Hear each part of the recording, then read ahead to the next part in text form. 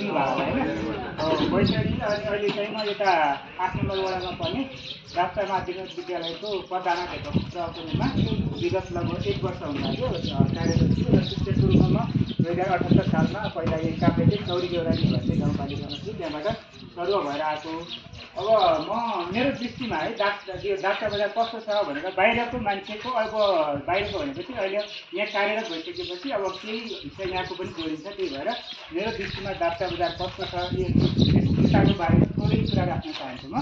म जब चौरी देउरालीबाट सरुवा भएर आउँदाखेरि सुरुमा अब यो गाडीमा आउँदाखेरि मलाई कस्तो लाग्यो भने अब सबैले थाहा भइसक्यो अनकन्टा ठाउँ जस्तो चाहिँ अब यो सहर होला भनेको कस्तो ठाउँमा आइएछ भने अर्कै लाग्यो कि सुरुमा 78 सालमा आएको। किनभने मेरो गाउँघरतिर पनि अब बसाइसराई त सबै ठाउँमा त्यही हो तर भए तापनि अब मान्छेहरू अलिक देखिन्छ तर यहाँ चाहिँ घरहरू यत्रो तर चाहिँ मान्छे शैली कस्तो अनकन्टा ठाउँमा आइएछ। म त सुरुमा त 1-2 दिन त मेरो म्याडम पनि भन्यो मैले के भने म कस्तो ठाउँमा आएछ म त उतै राम्रो भन्ने त्यसो पऱ्यो कि अनि उतै राम्रो छु किन आइएछु भन्ने लागेको थियो। अनि पछि बिस्तारै उतै जाँदाखेरि अब यहाँ त केही सामानहरू पनि पाउँदैन होला तिनीहरूलाई अब कोठा गरेर बस्नु पऱ्यो खाटहरू अरू बेडहरू पाइँदैन भन्ने लागेको थियो। पछि बुझ्दै जाँदाखेरि सबै कुरा यहाँ पाइँदो रहेछ। अनि बुझ्दै जाँदाखेरि अब पछि चाहिँ अब जनसङ्ख्या यहाँ अब मान्छेको बसोबास भए तापनि अब विभिन्न कारणले अब त्यो कुरा मलाई भन्दा पनि उहाँलाई अहिले भन्नुभयो वडाध्यक्षजी भन्नुभयो उहाँहरूले भन्नुभयो उहाँलाई बढी थाहा छ। किनभने के कति कारणले इतिहास त मलाई धेरै कुरा थाहा छैन के कारणले बसाइसराई भएको भन्दै अब मैले सक्सेस बाहिरी रूपमा बुझ्दाखेरि अब मेन कारण चाहिँ एउटा त्यो हाइवेको कारणले पहिला मेन बाटो अब त्यो भइसकेपछि त्यति चहलपहल हुने कुरा भएन।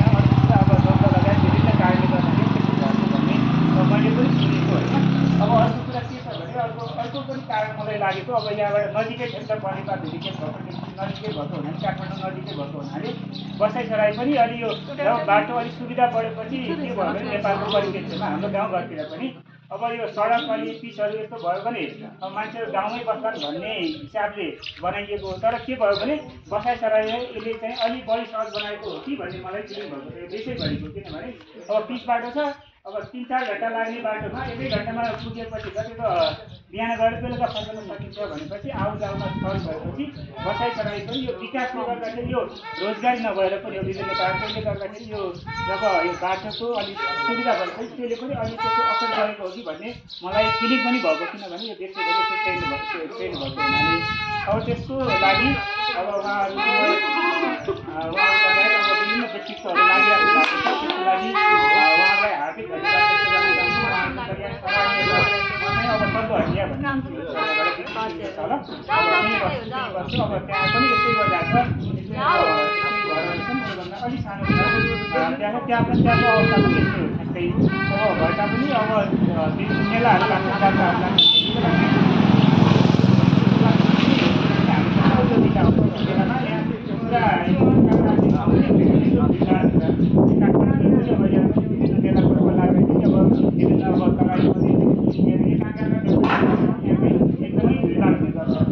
अर्को कुरा चाहिँ अब दसैँ तिहारमा त हामी पनि घर जान्छौँ चुनावको बेला पनि घर जान्छौँ र मैले सुनेअनुसार दसैँ तिहार अनि चुनावको बेला पनि मान्छेहरू अब गाउँमा आउँछन् त्यति बेला पनि भेटघाट गर्छ भन्ने सुनेको छु। अब त्यो भएपछि किनभने आफ्नो इतिहास बिर्सेको बिर्सिनु भएको नेताको मान्छेहरूले भए तापनि विभिन्न कारणले बसाइसराईको कारणले विभिन्न कारणले चाहिँ त्यस्तो भएको छ। र पछिल्लो समय अलि धेरै उहाँहरू जस्तो युवा वडाध्यक्षज्यूहरू हुनुहुन्छ अनि अरू युवाहरू हुनुहुन्छ उहाँहरूको कारणले चाहिँ अलिक परिवर्तन भइरहेको यो मैले पनि अनुभव गरेको छु। किनभने बाहिरको नजरमा किनभने अब उहाँहरूलाई त आफ्नो ठाउँको आफ्नो डोलाइ पनि हुन्छ अलि त्यो भएको हिसाबले भन्नुभयो कि भन्ने पनि लाग्न सक्छ। मलाई पनि त्यो लागेको छ म बाहिरको मान्छे भएको कुरा पनि त्यो वास्तविक नै हो। पछिल्लो समयमा त्यस्तो भइरहेको छ उहाँहरूको प्रयास एकदमै सराहनीय छ। अर्को कुरा चाहिँ थोरै अब यो समाजको बारेमा थोरै चाहिँ केही अब सुधार गर्नुपर्ने पक्ष मलाई लागेको कुराहरू के छ भने जस्तो अब यहाँ अर्को कुरा के छ भने यहाँ विद्यालयहरू पनि जसरी यहाँ मन्दिरहरू अरू छन् नजिकै त्यसरी नै वडा पछि यहाँ विद्यालयहरू नजिकै पनि छ। हरेक वडामा यतादेखि यो नमौपुत्रदेखि यतासम्म यो 5-7 वटा स्कुलहरू छ 1-2 वटा क्याम्पस छ स्कुलहरू यो भएपछि अब जनसङ्ख्या नभएपछि कम भएपछि त अब स्कुलहरूमा विद्यार्थी हुने भएन। यो सबै स्कुलको अवस्था त्यही छ। एउटा जनक महाविश्वविद्यालय भकुण्डे बेसीमा त्यहाँ बाहेक अरू जुन राष्ट्रिय मापदण्ड छ त्यो मापदण्ड अनुसार कुनैमा पनि विद्यार्थी सङ्ख्या छैन भनेपछि अब देशैभरिको यस्तो अवस्थाको भइरहेको अवस्थामा यहाँ पनि त्यो स्वाभाविकै हो। र त्यसै गरी बोर्डिङहरू पनि त्यो विभिन्न कारणहरूले गर्दा त्यस्तो छ। अनि चाहिँ अहिले अब देशैभरि के छ भने सामुदायिक विद्यालय चाहिँ सुधार भइरहेको छ। हजुरहरूलाई पनि थाहा छ। अब हेर्दाखेरि पहिलाको भन्दा अहिलेको अब टिचरहरू लगायत अब शिक्षक पद्धति अहिले त्यो टेक्नोलोजी त्यो कारणले गर्दाखेरि अहिले बोर्डिङसँग कम्पिटिसन बोर्डिङ भन्दा पनि त्यो क्वालिटीमा कम छैन। क्वालिटीमा त्यहाँ गएर हेर्दाखेरि चाहिँ त्यो फरक चाहिँ पास त्यति छैन, जति अन्तर त्यति छैन। तर चाहिँ के छ भने अब अभिभावकहरूको सबै बोर्डिङ भनेपछि राम्रो बोर्डिङहरू राम्रो हो भनेर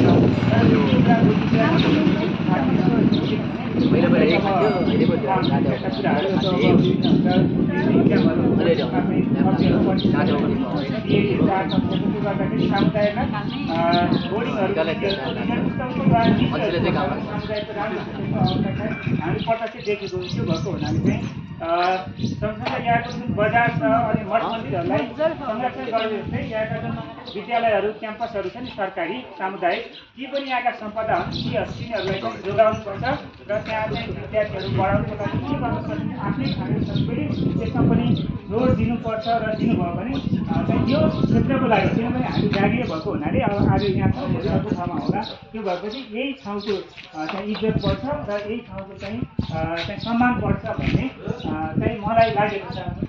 त्यही कुरा मलाई लागेको र मैले बुझेको त्यो ठाउँको बारेमा भने त्यसको लागि सबैलाई धन्यवाद।